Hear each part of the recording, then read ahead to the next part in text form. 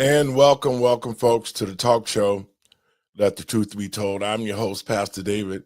And, folks, we got a great conversation today. We're going to talk a little bit about how President Trump has been given the power to continue his work with the RIF, that's a reduction in force in the federal government workers. Also, we're going to talk a little bit more about Brandon Johnson. He held a press conference, and we want the people of Chicago to see that there's something seriously wrong with him. So if you ain't got nothing to do, call your friends and let them know. You're listening to Let the Truth Be Told Radio. I'm your host, Pastor David. Y'all come on in.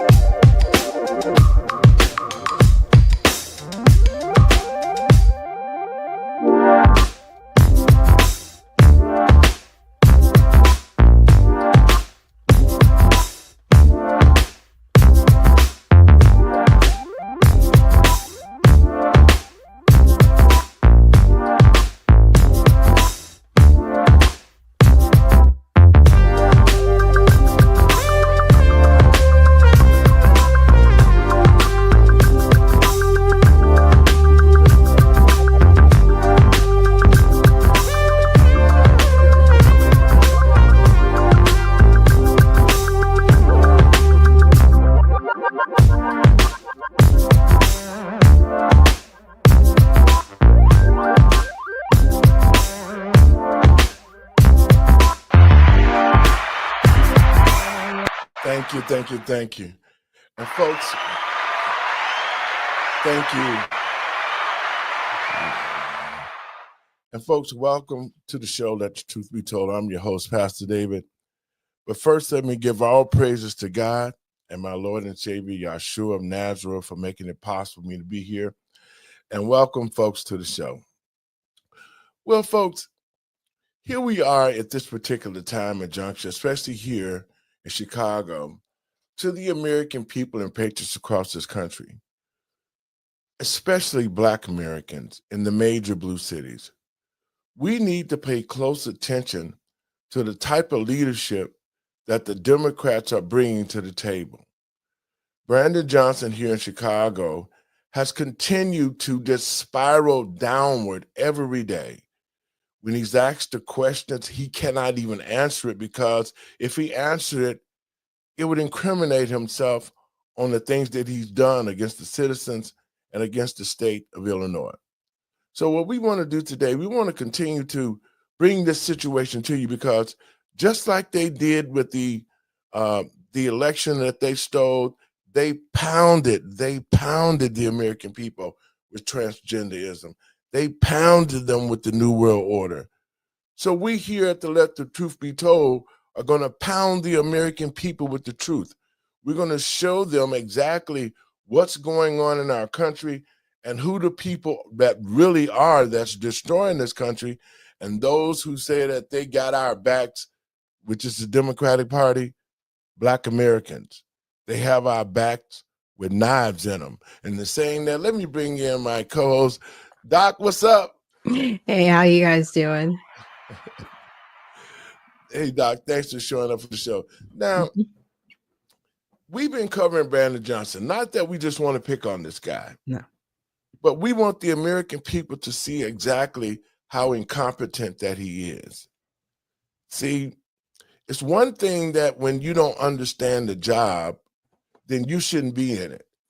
As an employer, I would never hire anybody who could not fulfill the duties of the job that I was offering. And that's what happened to here in Chicago, to the Chicagoans. We elected a person that had no clue on how to run the city. He had no clue on organizing. He has no clue on financial responsibilities as a leader. All of these things have to be in place if you expect for your city or any government or state or organization to be ran. You have to have a leader that know what they're doing and have some type of structure so that they can be prosperous, whatever endeavor that they're doing. And clearly, Brandon Johnson does not have those skills. He's turned out to be a liar. He's a thief. They've been stealing money from the taxpayers ever since he's been in office. It's all been a very, very deceived process on how he's done it. Doc, what do you think about him? Because I'm going to get this clip queued up because I want the people to see there's something psychologically wrong with him. There's Well, been rumors he's had panic attacks. He's having anxiety problems. We're going to talk a little bit about that. But go ahead, Doc, while I get this clip queued up. yes, because I think he's a former educator. And I do remember following some of his campaign, when he was running against Lori Lightfoot after the debacle that happened with her. And he was he really ran more so on a trust campaign. Like, I know this person wasn't able to do it, but I can do it. I have success in the educational field. And he really duped a lot of people Yes. and convinced them that he was going to be a better candidate. Sound like And Barack Obama. unfortunately, yeah. And, unfortunately, he had the backing of the Democratic Party. They backed him with the money. They backed him with, different people endorsing him. Teachers Union. Yep. He did. He really had the backing. So a lot of people were like, well, let's give this guy a chance. And as soon as he got in, everything was falling apart because he really wasn't who he said he was. And this is what makes it bad for anybody running for political office, right? Because when people get burned so badly and they don't know who they can trust, it's difficult for someone else to come in because they're like, we've already been lied to. Well, what's your track record? And I think that's something that people are going to start to have to look at, especially in Chicago. You've got to look at track record. What has somebody done, proven, time tested, and you can go to someone that they've actually worked with, like a real human, right? Not a whole bunch of commercials and these blanket endorsements, but really go to somebody and say, hey, you've worked with this person. What success were you able to get working with this person? I think that's what it's really going to have to come back to. Well, I think that this is a pattern that the Democratic Party uses, and I want the American people and patriots across this country to just think about what I'm saying here right now. Barack Obama used the same tactic on the American people, especially Black people. He came out. He never answered questions directly. He came out with this whole facade that he is a great leader. He has done all of these things. He was a great organizer. He didn't. He got his butt kicked when he ran against Bobby Rush for the state senator seat. It was just so many things that the Democratic Party is doing that's being deceiving, and they're running off Barack's blueprint. You just come out, you never answer the question, you talk about things that's not pertinent to what you was asked.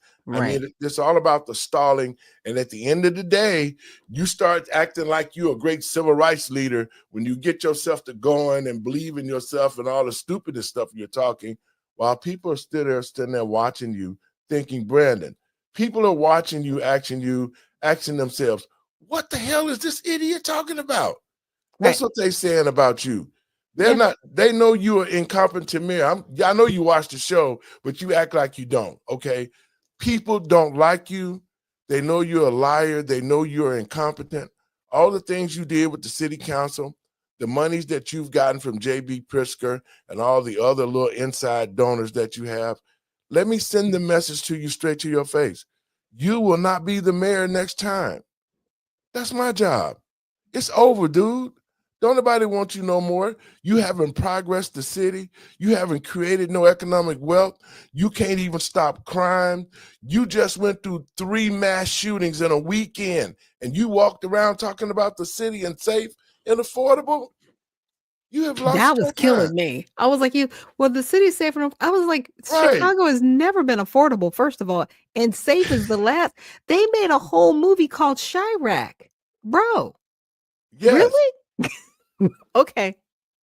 All right. Well, it's another activist called the Father Flager, he's a parasite in the Black community. That's all he is. And he pushed he's not a man of God because he pushed the homosexual LGBT crowd. So Father Flager, a shout out to you. God ain't got nothing good for you as long as you're doing the wrong things, as long as you keep pushing homosexuality. And oh, by the way, the 2 boys that you raped, they told the truth on you. But the point that I'm making is this.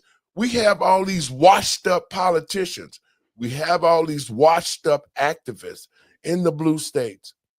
And Black people are suffering like hell, and they only come out when they need to get back into office, or they have an agenda that they're trying to push across and get the people to accept. So that's why I'm telling Black Americans across this country who watch this show, it's time for us to get rid of all of these politicians who do not understand, nor do they have the best interests of the people in these cities at hand. The Black community cannot continue to go down this road because, look, if you look at the Black family structure, it is gone.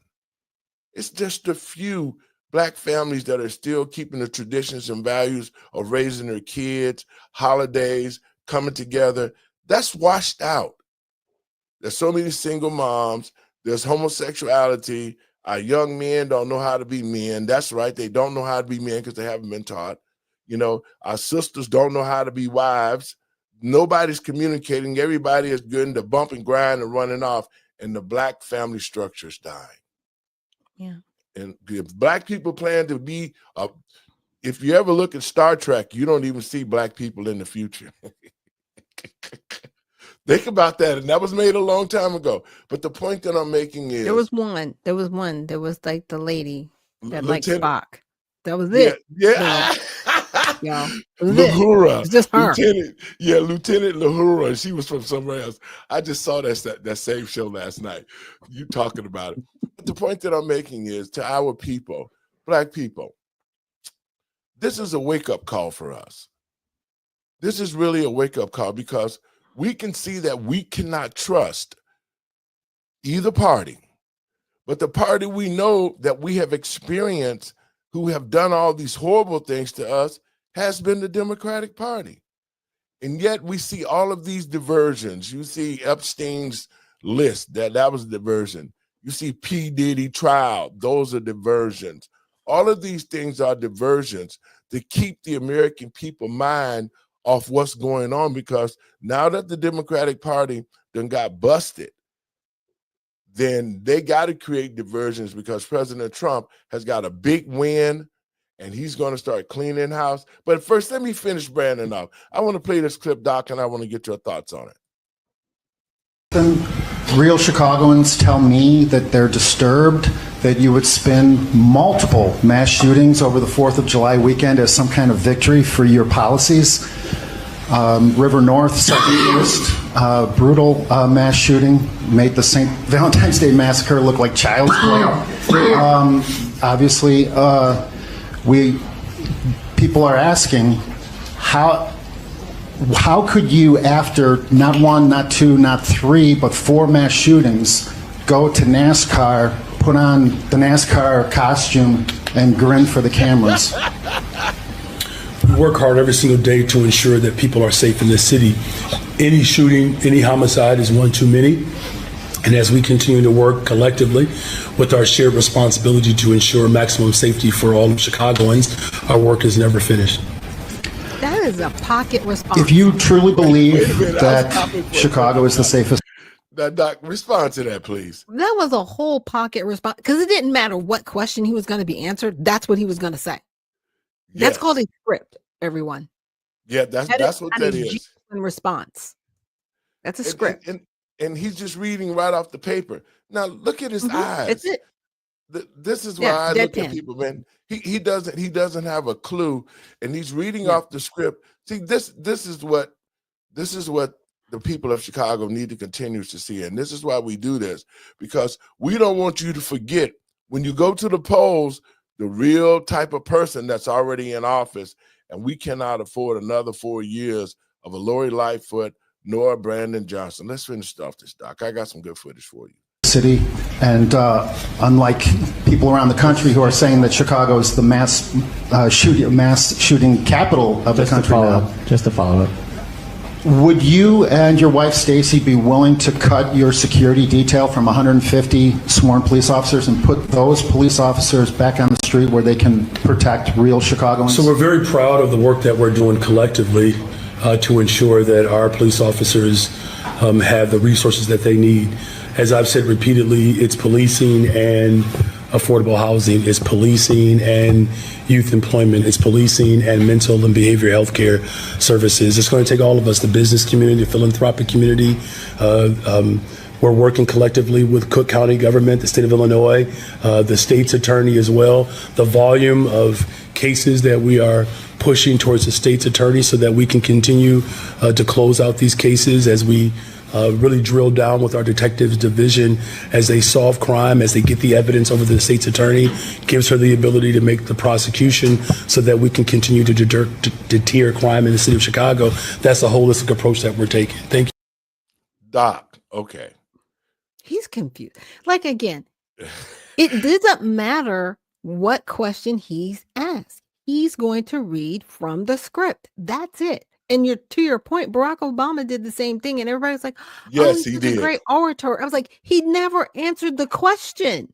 This guy sitting up here, he went to a whole different, he said, the question was, are you going to cut your over 170, almost 200 police, your personal security detail, and put those officers back on the street for the people? Yeah, he went to a whole yes different or soliloquy. No. See, and so that's what I'm getting. That's why I'm doing this, because I want, especially Black Americans in Chicago and across the country, to see the type of leadership that's in our country right now. These guys do not have a clue. They don't care about the American people. They're reading a script, and they haven't done anything, Doc. No, and they don't plan to. They really don't intend to. They really think they can lull the people to sleep at this juncture because they've been doing it for so long, and they're taking advantage of the people. And it's an unrighteous. See, this is unrighteous type work that Brandon Johnson is doing. It's all about the one world order and how they're trying to dominate and psychologically attack us on the mind to make us think that, it's the Republicans who are doing this. All this is under Democratic leadership, man. And these things right here, because you're not going to see this on ABC. What we're doing, you're not going to see the type of receipts that we're putting out there to our listeners and to our viewers, because on Doc's show, the same thing. Who did you have on your show this morning, Doc?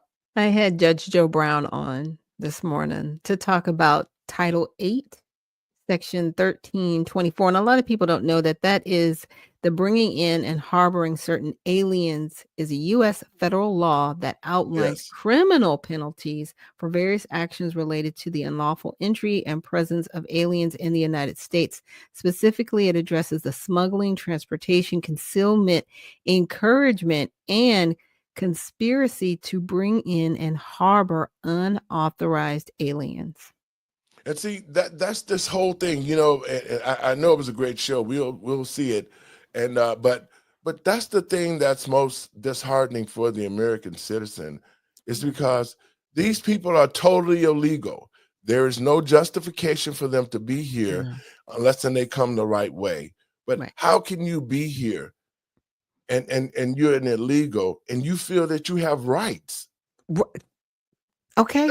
That's what I don't get. And then they want to pick and choose what rights in the Constitution that they use. I'm like, first of all, you're not even entitled as a citizen. You're not a citizen. Exactly. You have no rights to the Constitution. You are under the jurisdiction of a completely different country, but they have been given privileges. Yes. And that's different than rights. And I did have someone on my show a couple of weeks back, and he explained, he was like, yeah, there are privileges like the LGBTQ plus crowd, for use them as an example. They've been given privileges. They're not rights, but they'll call them rights. You know what I'm saying? Because they're able to exercise under those privileges, but they're privileges. They're not rights. And that's the reason why we got a tour coming up, and I'm going to get you involved with this. I'll tell you later on. We just made a decision today. We're going to host something here in Atlanta. Okay. A great seminar, and then I want you guys, you and Andre's part of it and all of that. But the American people and patriots across this country, especially Americans who are not familiar with the Constitution, they're not familiar with the clauses and what they mean. And when they took it out of high school, that you had to learn the preamble before in 8th grade, before you Yeah. went to high school. We had to learn it and had to recite it. And we knew what the Yeah. Constitution meant. Mhm. They have taken this type of learning out of the schools and out of the colleges, because we Yep. have college people that don't understand. This is something that we are trying to bring back. It says in the Bible, for the lack of knowledge, your people will perish. Yeah. Black people, we are perishing because we don't know, do we understand the processes of how this country operates? Mhm. We don't understand the rights that we have. We don't understand the Constitution. We don't understand how the government really function. I'm not saying everybody's illiterate, but our children who have come up, who have never been exposed to this type of teaching, it's losing it because they don't understand how things operate. And by the time that they figure it out, it could be too late, because now look at our future. If it wasn't for President Trump getting into office, trying to say we're going to roll this thing back to where we get control of it and give parents their rights back to choose what their kids can learn, we're going to roll this thing back and say that there's only 2 genders that God created. That was a man and a woman. That's it. That's it. You know, one of the things the judge brought up that was really profound is he said, you know, parents need to get back to doing homework with their children. Yes. And really educating their children even beyond what's in school, and put down the tablets, get out in front of the TV and really engage one another. That's what's missing in our society. People keep going, our society's so crazy because we've gotten away from being human. We've gotten away from something very basic. It's called being a human and having humanity towards one another, because the more we get in front of the TV screens and the tablets and all these, we get desensitized, right? And we start really looking at each other as things as opposed to people. Yes. You know, back in the day, when I was growing up, and probably you too, our parents told us the most important thing on this earth besides God was the life of another human being. Absolutely. And the value of life then came down to numbers now. We've allowed the government and insurance companies to tell us, well, you know, you're only worth so much money. Your life is only worth this. Yep. And, you know, and that has caused us to be desensitized about living. Because if you can put a number on somebody's life, that's supposed to mean that, well, that life is gone, but the number we gave you was good, so you have to be happy with that. That's a mindset. That's a psychological mindset. But I want to play another clip on Brandon. I got a couple, and then we're gonna play a couple of some of Donald Trump's stuff. But anyway, check this out, Doc. How many people did you talk to this week? Because like millions last week. Millions, though, right? Hundreds of thousands, if not. Okay, so it went down this week. Questions, comments, likes and shares every time. Okay. Guaranteed. It's a good mind.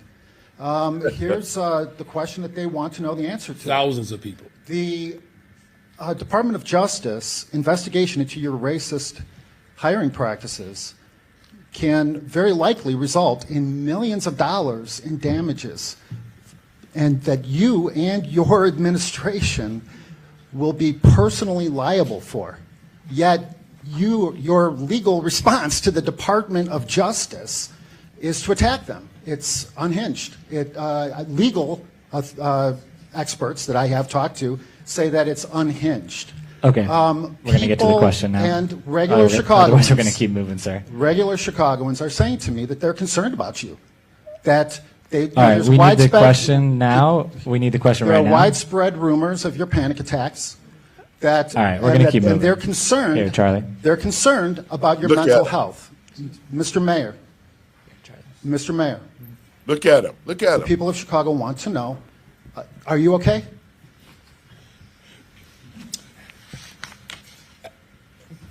I asked that same question about you You're last trying to week, think about what to say. if you're okay, because it's not clear to me that you are, and I mean this with all sincerity. He's off script. I want you to get the help that you need.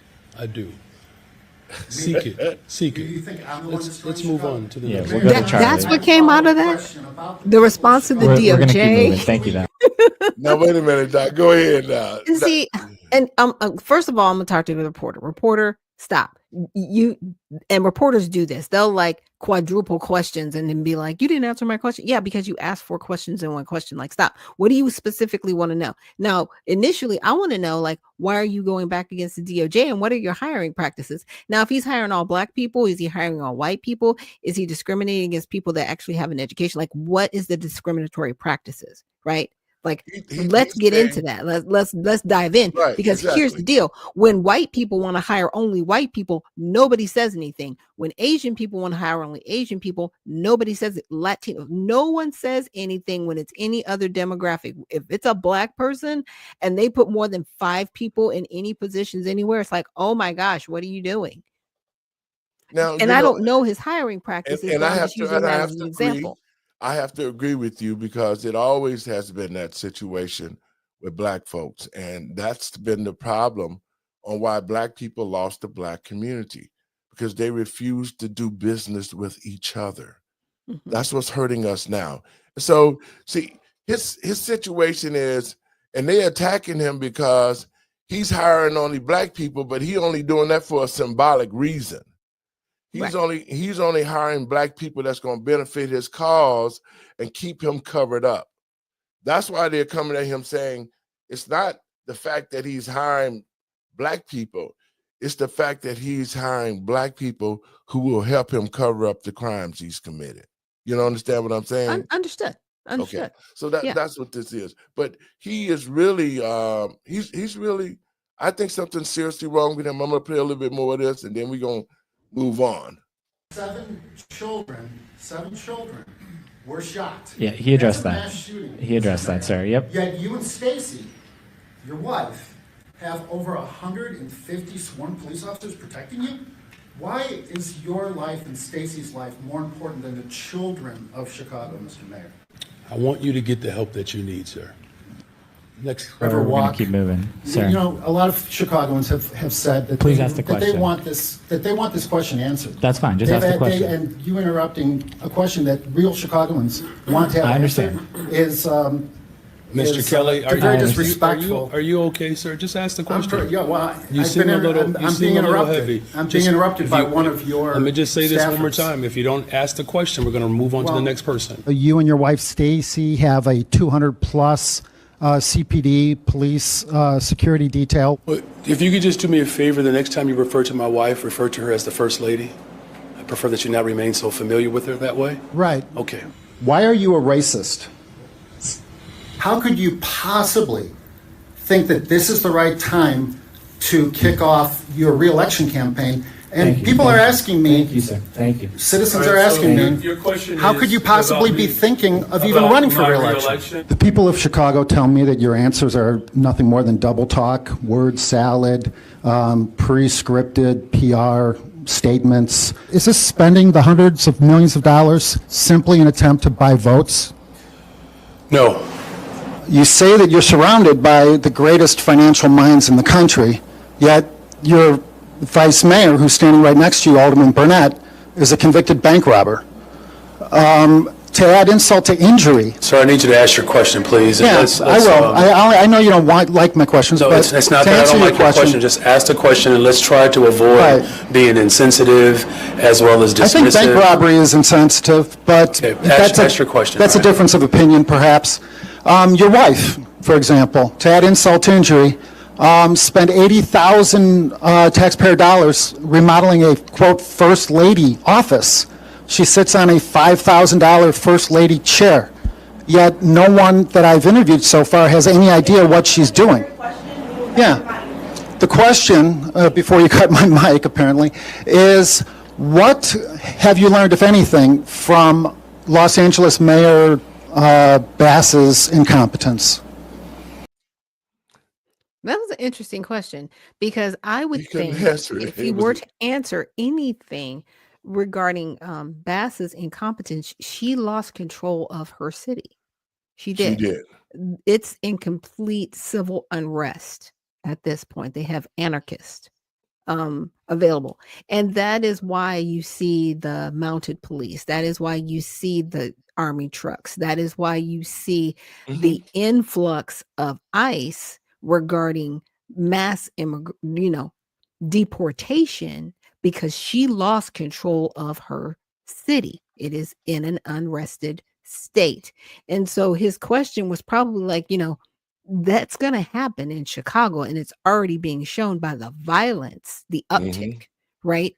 Because obviously when they never mention race, it's probably the illegal immigration that's going on, which is the uptick in violence. And when you showed that video, I want to say we did earlier this week, where everybody in the background, there were no Black people, and they didn't mention anybody Black or white in the actual news Standing piece. with her. Yes. Yeah, And, they and won't it's do all, it. it's in every group that is standing with her is a Hispanic group. And so, on the down low, a lot of Hispanics wanted to aid and have been aiding and abating the illegals that are here. They've already been doing it because those numbers help them increase their numbers. And everybody think that once I get the numbers that I need, we can control the government. That's not going to happen. Yeah. You're gonna put some votes in, but you're not gonna control the government. But it's this whole idea: who's the best race? Who's got the most people? And look at the country; it's tore the hell up. Yeah. So And it's going to take a U.S. attorney, because I asked Judge Joe Brown this question. I was like, well, who can actually enforce, right?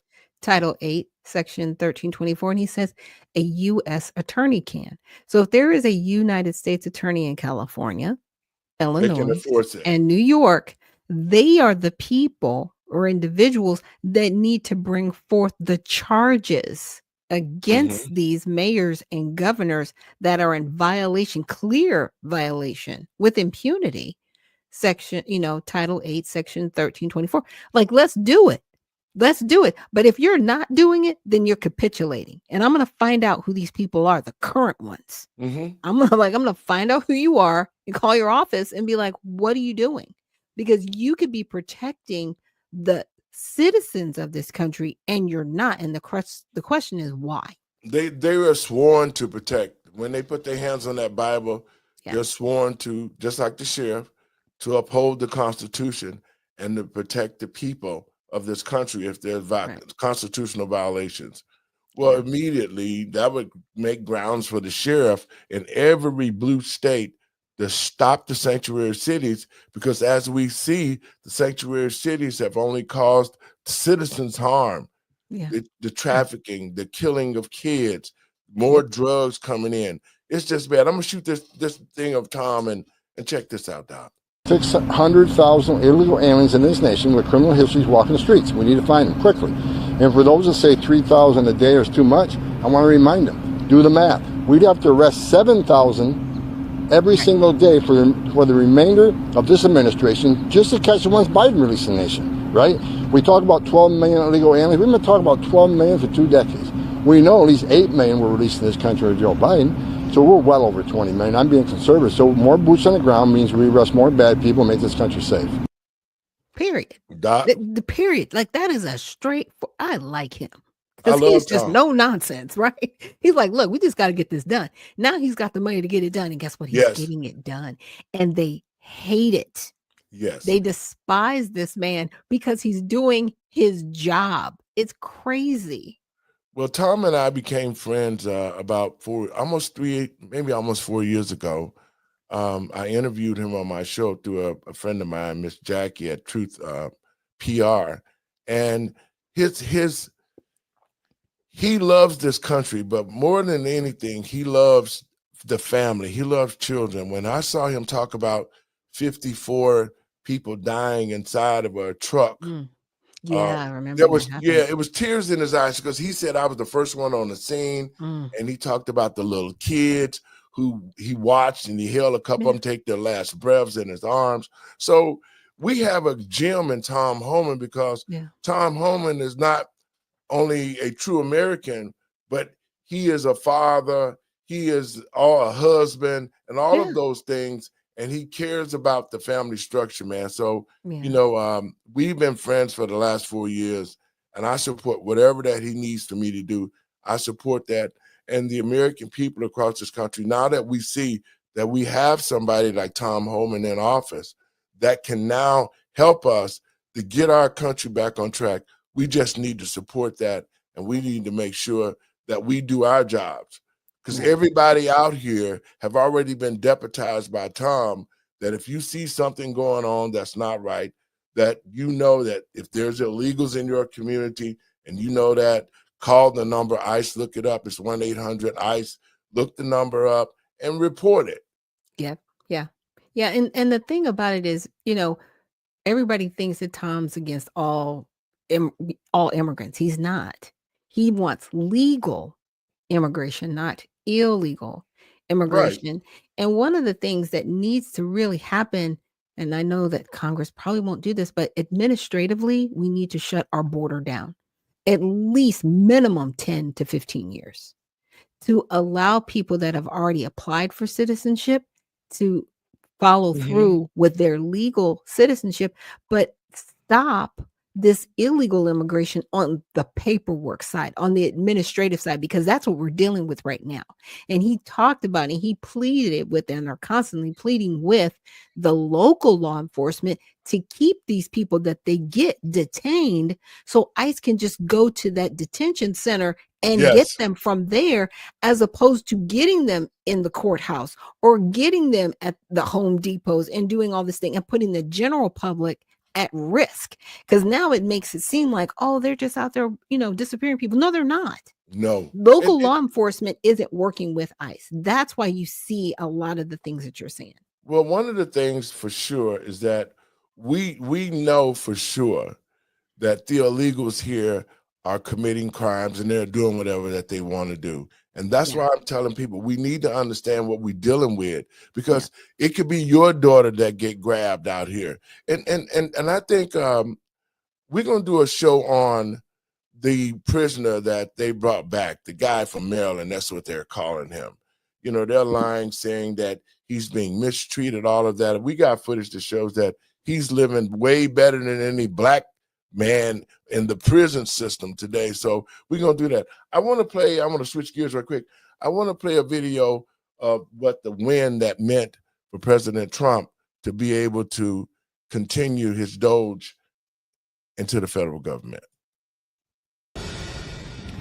Another Supreme Court victory for the White House, the court clearing the way for Trump to overhaul the federal government from the inside out. The ruling allows the president's executive order to slash government, downsize agencies, and purge unelected officials. It should save taxpayers billions. Now, for their part, DOJ saying that their cuts have saved almost $200 billion so far. And meanwhile, the Senate considering a $9 billion rescissions package. So, Batia, this looks like, we've kind of gone from looking at a big, beautiful bill and pro-growth to now sort of tackling the spending side of things. Your thoughts? Yeah, it's all turning up Trump, right? He's having a really good week. A lot of the things that the liberals were counting on to sort of stymie him in his attempt to make good on his promise to the American people are falling short. I don't know if you guys saw this, but particularly relevant to me is you don't have to take your shoes off when you go through the airport anymore. How amazing is that? Crazy. That's obviously a smaller thing relative to these massive layoffs. But yeah, I mean, one of the things that I think really, really bothers working class people is that if they are not good at their jobs, they get fired. But there's an entire unelected bureaucracy whose job, they see themselves, they've told us this, is to get in the way of a president who is trying to make good on his promises to the American people, and they just get to keep working and working and working. That level of waste, I think, really bothers people who are taxpayers who don't feel that they have a lot left over in the bank at the end of the month. So I want to stop it right there, Doc. She's not wrong. Look. So, we can look at the National Weather Service, for example. The Democrats are out there going, oh, yeah, all these jobs. It was 600 jobs out of 4,000. Okay. That's who they got rid of. Now, yes, they need certain people in certain positions to be the lead in those positions, but at the local level in, Kerr County, specifically in Texas, they do not want sirens in their city. That is not the fault of the federal government. That's a local issue. Now, so you need to understand if they don't want to do things at the local issue, you can't force them to do it. And the federal government does not have the authorization to just go in and say, you have to put sirens in your county. That's not how this works. To the American people and patriots across this country, see, they're not telling you the real deal. See, President Trump is only doing what the past presidents have attempted to do. Right. When Barack Obama ran, he ran on the fact that there would be less government, that there was so much waste and abuse Fraud and abuse. Right. He tried to wrangle it in. And I mean, I'm telling people to go do some research, especially Black Americans. Do research and find out all these people that you hold up in high regards are no more than carpetbagging politicians, gaslighting the people to make them think now all of a sudden what President Trump is doing is illegal.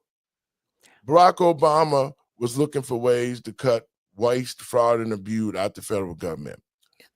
Bill Clinton himself, and I was working for the federal government at the time, Bill Clinton created a rift. And if y'all remember, he was shutting down military installations. A lot of them that never recovered. Never recovered. He shut down Fort Sheridan in the Chicago area, out in the Highwood area. He shut down so many military installations and associated with the federal government. But the American people didn't see that because 193,000 jobs, y'all. Just want to let you know that. Yes. Just saying. And so what we're seeing here, what President Trump is doing, he's doing what the other previous presidents were unable to do. Because we got all of these people sitting in positions in the federal government, and they're just biding their time. They're not doing anything effective. They're the ones at the water machine. They're eating popcorn and food all day long at their desk. They have a pile of papers on their desk that they're not processing. They're the ones who continue to stymie the government, and we're just wasting money. Because I was part of the cost analysis team with Bill Clinton, and we went around and did cost studies on whether it was more feasible to contract departments out or keep them with all the workers and the benefits. And we contracted a lot of divisions out. So what the Democrats have done is they've embedded all of these people who make the decisions on we should just stay right here when a lot of these areas should be cut because it's a lot of times they duplicate the same agency. They just change the name. Yep. That's it. Yep. So yeah, there's like 2 million jobs roughly that fall under just the executive branch. That doesn't include the legislative branch nor the judicial branch. That's just under the president. And it should be so. If we are finding all of these bogus jobs in the government for people who, let me say this first. The people who are in the federal government who are civilians, when they make this rift, they're not going to go out on the street. This is not like Ford and General Motors. When they lay people off, they go onto the streets. These people who are going to be replaced, they're going to go to a different division. That's it. They just move them around. They move them around. That's it. Everybody's like, oh no, they're unemployed. And no, they're not. And that's no, they're the not. thing. They making it seem like they're going to be thrown out on the streets. They're not going to eat. None of these people will not miss a paycheck. Nope. They just moved to a different division. They'll move so the 14,000 under USAID, they moved to different departments. Exactly. And they working and they keeping in. Some of them got promotions and all of that. So I think that what they're doing is here, what the Democrats are doing to the American people is they're sowing fear. Yes, absolutely. They're sowing fear, and they're also giving these illegals and telling the illegals, hey, it's time to start killing ICE. It's time to start doing this to ICE. Right. Creating an army of unnecessary individuals because to your point, like the employment rate is going down. It's not going up. Yes. So to your point, a lot of these people that were transitioned that's what they were. They were transitioned. They didn't even hit unemployment because it's gone down. Yes. It hasn't gone up. I need people to pay attention to that. Like even CNN is saying that the numbers have gone down. And they hate the fact that they have to say it, but they have to report the truth now because CNN is a thing of the past. They're a news agency of the past. They showed their hand to the American people with Don Lemon, and when they started pushing the transgender world and the LGBT people, that was their whole mission. So CNN, ABC, all of them have been infiltrated with transgenders and homosexuals and LGBT, and that's why they're not going to report the news. That's why they're not going to break nothing down to you. And if you hear it, you're going to hear it for a second, and then that's going to be it, and you're not going to hear it anymore. I got another clip, Doc, I want to play that we can talk about. Democrat California Congressman Ro Khanna says middle-class Americans are worse off after Republicans pass the big, beautiful bill. Listen. In 2017, there was disproportionate benefits for the wealthy, but you're right, everyone got some break. Now, 40% of Americans, if you're working class or middle class, you're actually going to be worse off because you're going to lose health care, you're going to lose food assistance, and the small tax cut isn't going to make up for that. So if you're in the top 50% of Americans, fine. But if you're in the middle class and working class, this bill is actually going to make you worse off. And that's why it's such a cruel policy. Now, who is he talking about? Because again, we, the middle class, and that's what I fall into, it's better for us because people that shouldn't be on assistance are no longer going to be there. So my money's not going there, right? Yes. And there's going to be more money for us because they actually did an injection and they upped it for Medicare, Medicare, for citizens. And they got the illegal people off of there, and they redefined who is legal and who's illegal. And they actually reinserted that 1996 rule stating that if you are here from another country, you cannot be on federal assistance. So they've locked it down. Yes. You can't just walk over the border and get assistance, or walk over the border and have a baby and get assistance. You can't do that anymore under this bill. That is why the Democrats are so angry, because that whole voting block that they were depending on is no longer going to be available to them. And they no longer are going to have anything to run off of for those people. And you're so correct, Doc, because this is my thing.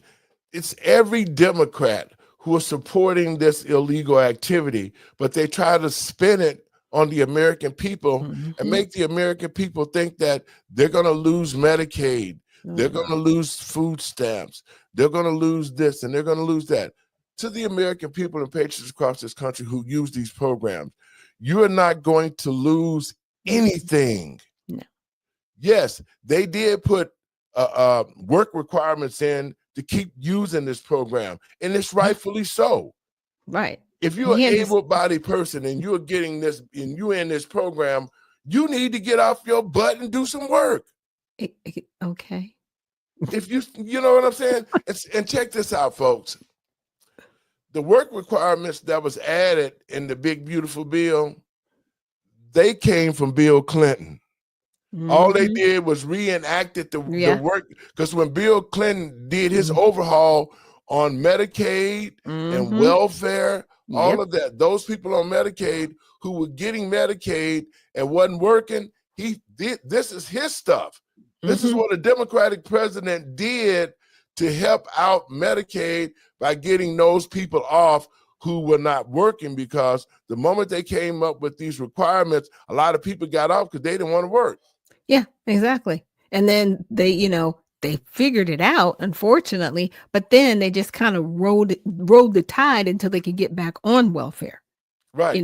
There is a term called welfare queens, but I'm not going to let corporations off. Yes. I'm not going to let corporations off the hook, because what happens under Republicans is people get these government contracts and then it's just corporate welfare. Same welfare, it's just different. And the numbers are different, right?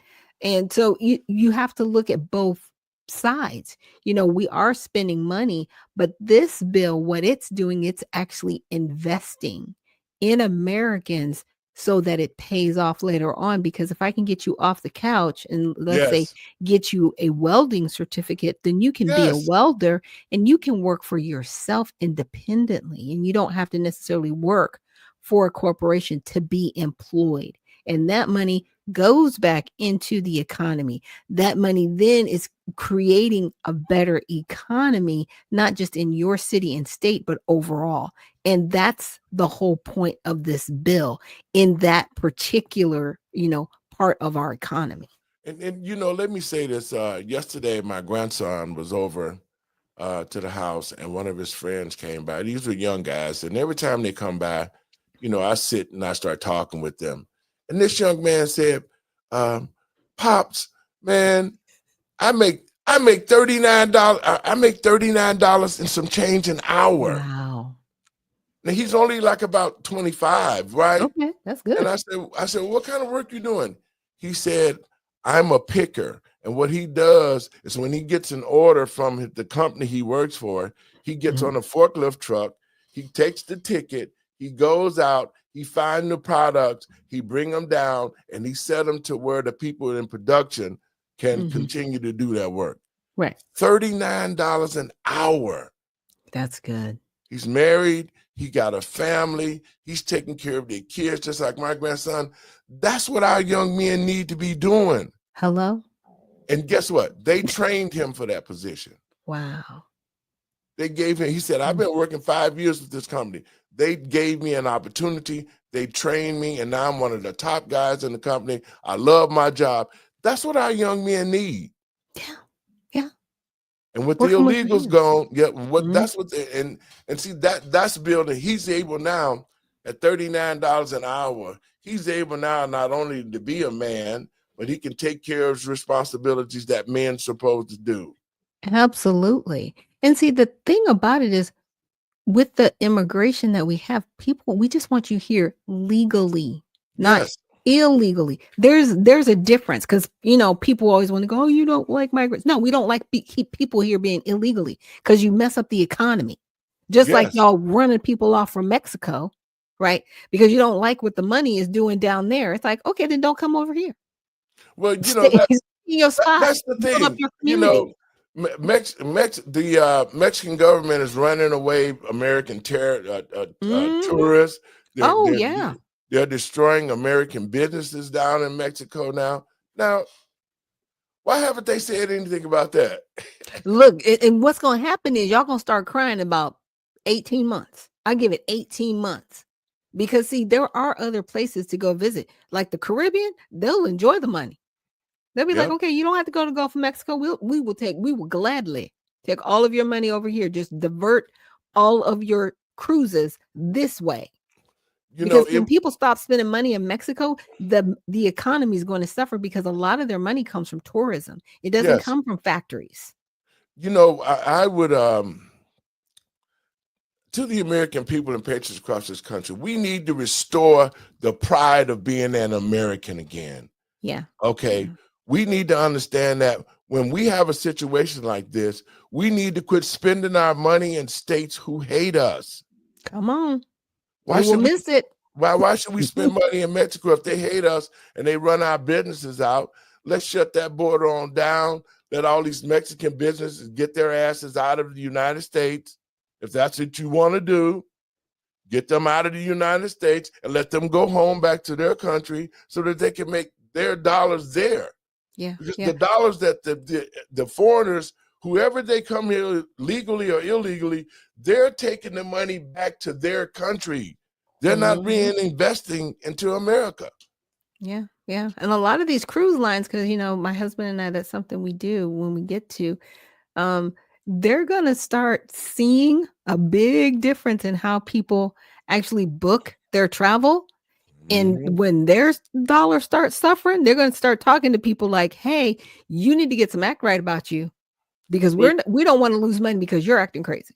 Well, you know what? I heard something on Steve Harvey and I just had to laugh. The fact of the matter is there are a lot of young Black people now taking cruises, and they're talking about how they're breaking all sorts of rules and, partying a certain way and being disruptive on the cruises and all that kind of stuff, and so the cruise lines now are trying to figure out ways how to contain it.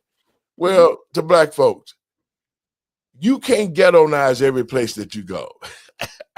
But then again, are those Black Americans? That's the question. Exactly.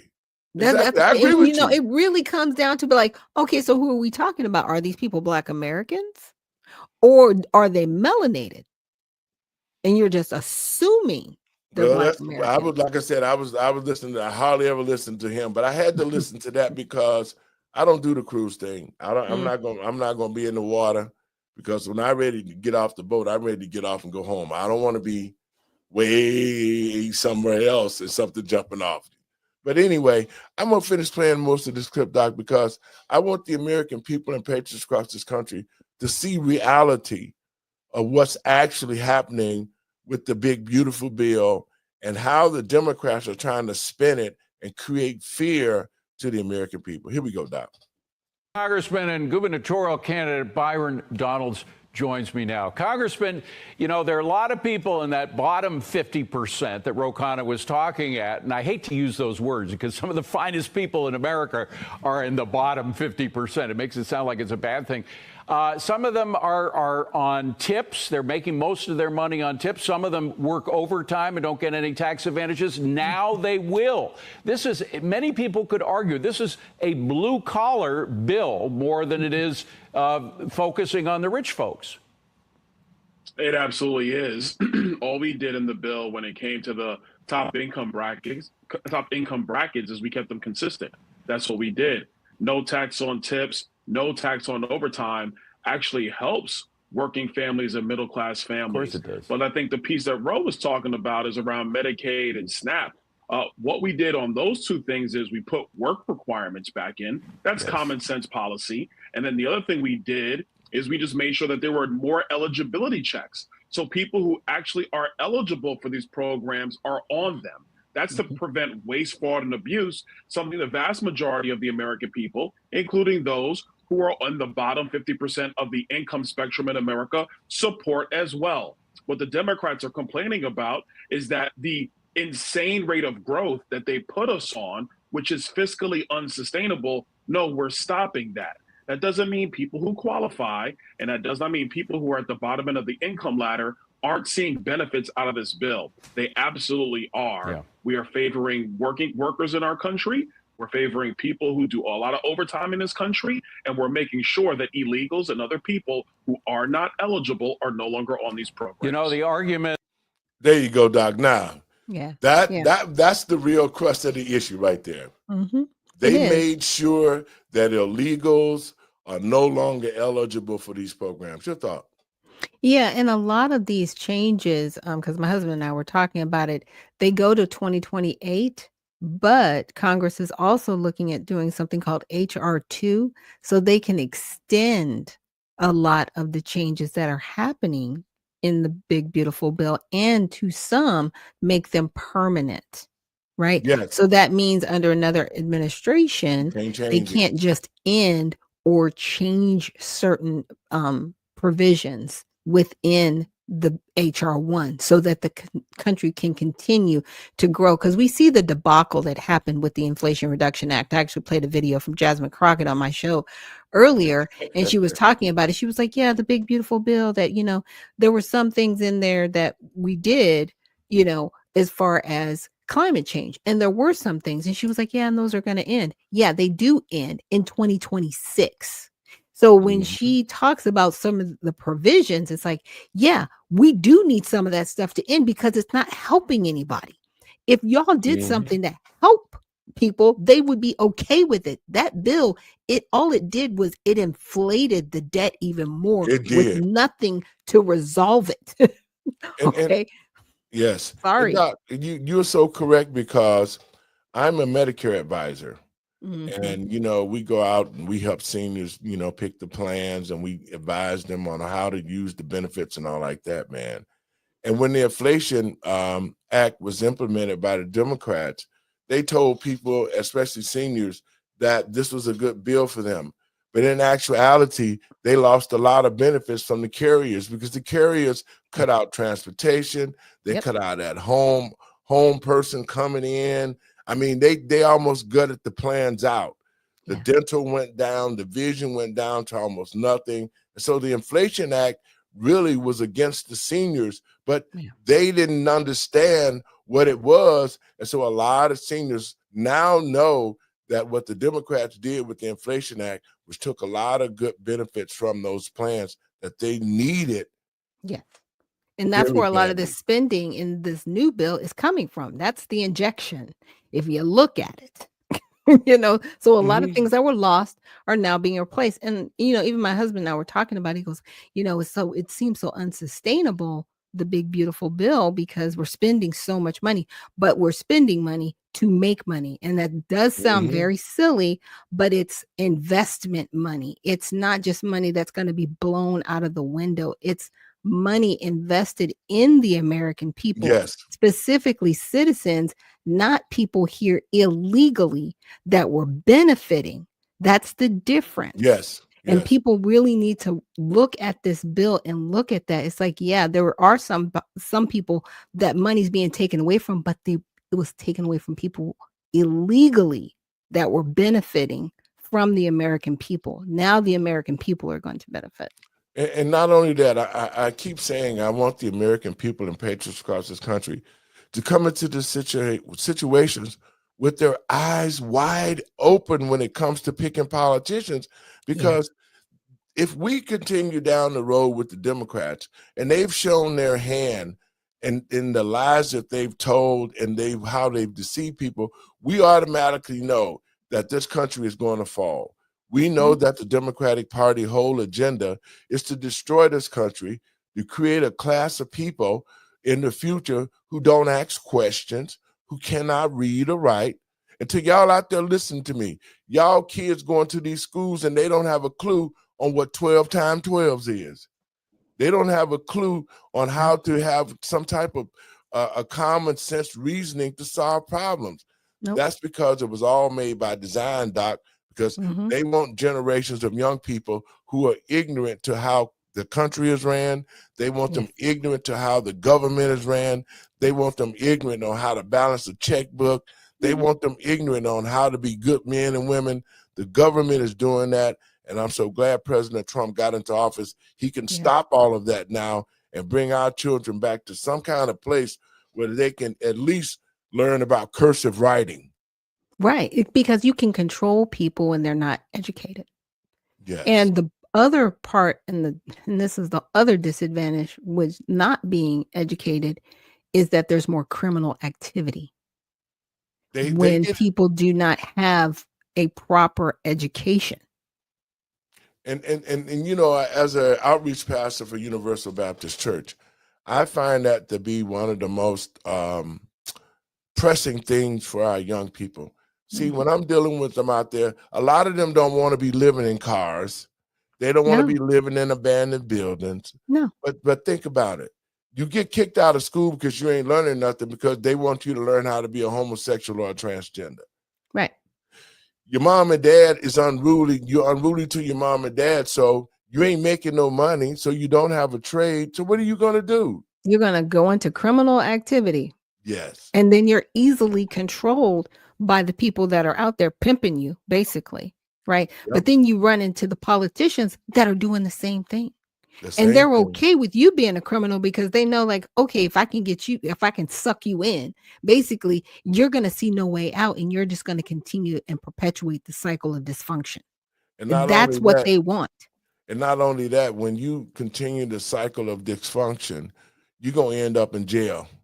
Yeah. You're going to end up in prison because if you ain't got no place to sleep, you ain't got no money to eat, you ain't got no intelligence to hold a job, what are you going to do? Yeah, exactly. And now, but the government's okay with that, right? Businesses are okay with that because now they have a good working slave class.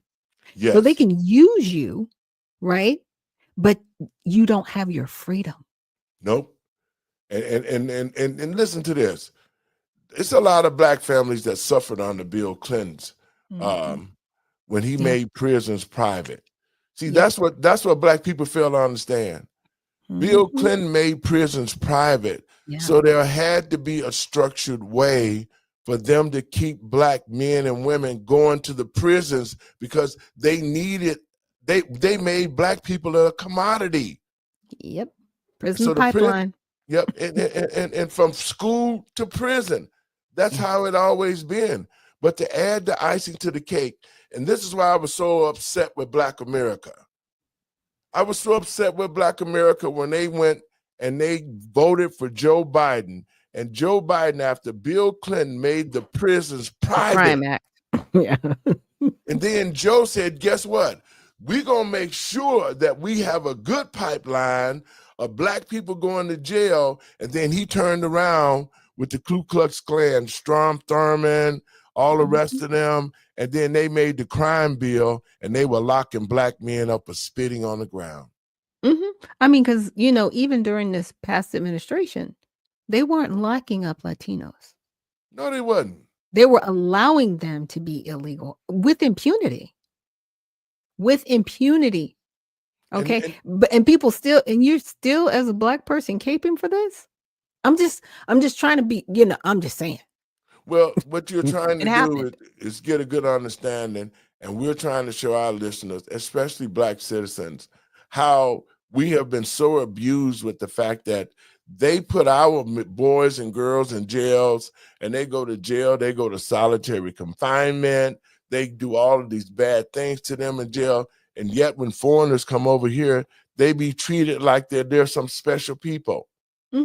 Like instead of them being thrown in the hole, like your children have been thrown in the hole and not eating and all the rest of that stuff, they're giving them like they're privileged people and giving them great places to sleep and good food to eat. They can go fishing. I mean, it's ridiculous what the man from Maryland experienced as a prisoner, as a and he's child trafficker experiencing that in America, by the way.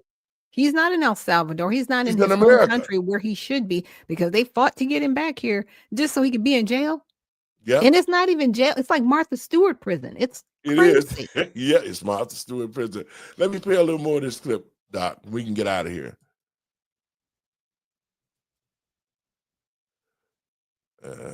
Sure that illegals and other people who are not eligible are no longer on these programs. You know, the arguments about workfare and requiring people to work for the various benefits they get. I heard the same arguments back in the 1990s when Bill Clinton, a Democrat Bill Clinton, was working with Newt Gingrich for the work requirements for welfare. And as a result of those efforts, we saw welfare rolls go way down. We saw people come out of poverty, particularly children that were in poverty. Over 1 million people came out of poverty as a result of that bill. So they were dead wrong on that. But there's also the stimulative aspect to this bill, which is now law. And I want you to listen to Speaker Johnson talking about that. Roll it. We've been talking about that publicly and privately for a year and a half. We have always planned to do the first big reconciliation bill, which is the big, beautiful bill. Now it's done a huge leap forward for our priorities. But then also we've been planning a second reconciliation bill for the fall that would be attached to the next fiscal year, and then potentially one in the spring. That's my plan. 3 reconciliations bills before this Congress is over. I think we can do that. And so you'll see more of us advancing these common sense principles to deliver that America First agenda for the people. That's what they elected us to do. And this was a huge leap forward. Congressman, you're a former businessman. Explain how this could launch our economy into a new sphere. A number of ways. Number one, tax policy, border stuff, and defense. That was all critical to get done. We got that accomplished. We still have more work we can do in energy reforms so that we can be energy dominant in the United States. An energy dominant America stabilizes prices for working families, for small businesses, allows our economy to continue to thrive. We still have some stuff we need to do around waste, fraud, and abuse. There's no doubt about that. The more that we stop the velocity of borrowing by Washington, D.C., the cheaper credit is for families and for small businesses around the United States. So those are the things that still need to be accomplished. And when we get back to Washington, we're going to be right back to it, doing more work for the future. But I think it's important for my Democrat colleagues to understand one thing. They complain and they whine and they moan about the wealth gap between rich and poor. The way you squeeze the wealth gap is making sure working families keep more of their money, have a thriving economy, have stable energy prices, so their wages rise while inflation is stable. That's how you squeeze the wealth gap. You don't close that gap by just putting out more entitlements and more spending. That's been the Democrat approach. It's always been wrong. Donald Trump's recipe for success is right. That's why we're going to make America great again. You know, Democrats used to understand that. The phrase "a rising tide lifts all boats" came from John F. Kennedy back in the 1960s. He got it. A lot of Democrats don't these days. Byron Donalds, great to see you. Thank you very much. Appreciate it. Doc, your thoughts on it, then we got to get out of here.